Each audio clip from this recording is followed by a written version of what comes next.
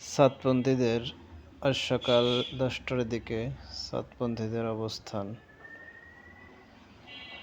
কাকরাইল মসজিদ থেকে শুরু করে এদিকে রমনা পার্ক, মৎস্য ভবন মোড়, ওইদিকে সেগুন বাগিচা মোড়, এদিকে হাইকোর্ট প্রেস ক্লাব পর্যন্ত সাতপন্থীদের অবস্থান।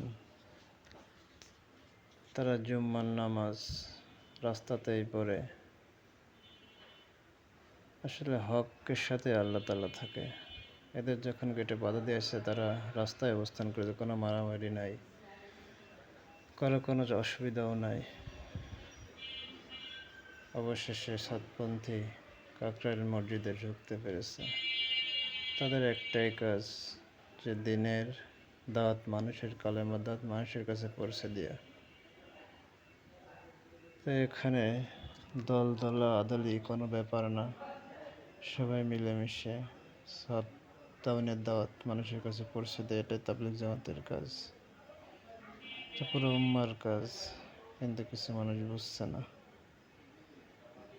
অনেক কষ্ট মজাদা করে তারা কাকরাইলে ঢুকতে পারছে। এই ধ্বনিতে ধ্বনিতে তারা কাকরাইলের মধ্যে ঢুকে গেছে। হকের পথে আল্লাহ থাকে, এটাই তার প্রমাণ। আজ গত 7-8টা বছর এই তাবলীগ নিয়ে দ্বন্দ্ব।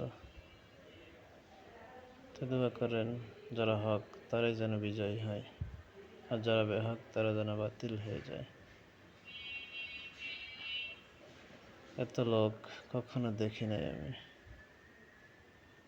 সারা রাস্তা জুড়ে লোক, দেখলে অবাক যে আল্লাহর দিনের নেশা মানুষের কত।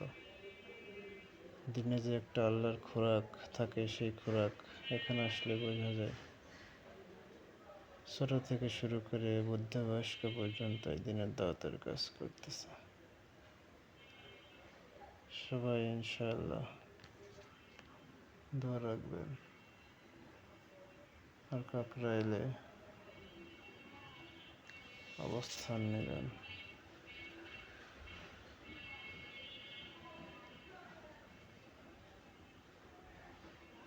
এত মানুষ, তার কোনো হইচই নাই, গ্যাঞ্জাম নাই, নিরিবিলি সবাই সবার মতো আল্লাহ তাআলার কাছে দোয়া করতেছে। কেউ হাঁটাহাঁটি করছে, কেউ রাস্তার উপর লাইন বাই নামাজের জন্য তৈরি হয়ে গিয়েছে। অথচ দুনিয়ার মজলিস হলে কেউ কেউ গ্যাঞ্জাম, ফ্যাসাদ, মাইক, বাজনা, গান, কত কিছু, এটা বিশৃঙ্খলা পরিবেশ হতো। দিনের কাজ এরকম নির্বিচার নিচ্ছন্ন, এই যে রমনা পার্কের সাথে, আর পুরো রাস্তাতে মানুষ আর মানুষ, সামনে আগানো যাচ্ছে না, এত মানুষ। দিনকে সবাই ভালোবাসে, একদিন তো সবাইকে মরতেই হবে। আল্লাহর ভয়ে সবাই এখানে চলে আসছে। তো দুনিয়ার সব কাজ, যে কোনো কাজ আসলে একটা আমিরের উপরই চলে। আমিরকে অনুসরণ করে। হ্যাঁ, আমির যদি ভুল বলে থাকে সেটা ক্ষমা চেয়ে নিয়েছে, যদি ভুল হয় তারপরে তো কোনো কথা থাকে না। তো সবাই মিলেমিশে এই জামাতের কাজ করা।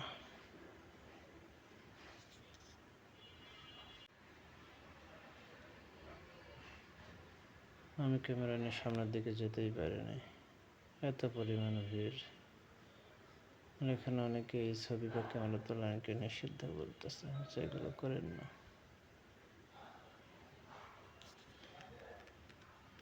সেই হোক, ভালো থাকুক সবাই। সবাই দিনের কাজ করেন, দিন ছাড়া কোনো উপায় নেই। আল্লাহর কালাম মানুষের ঘরে ঘরে পৌঁছে দেওয়ার চেষ্টা করেন। ইনশাআল্লাহ সব ভালো থাকেন। ভালো লাগলে অবশ্যই সাবস্ক্রাইব করে দেন, লাইক শেয়ার করে পাশে থাকেন, মানুষকে দেখানোর সুযোগ করে